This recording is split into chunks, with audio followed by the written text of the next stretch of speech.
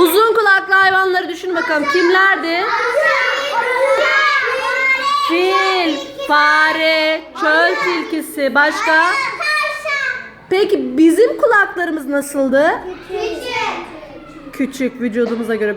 Bir insanda kaç kulak vardı? Kulaklarımız ne işe yarıyor acaba? Duymak için. Kulağımızın dışına ne diyorduk şuraya? Kulak kepçesi. Kulak kepçesi.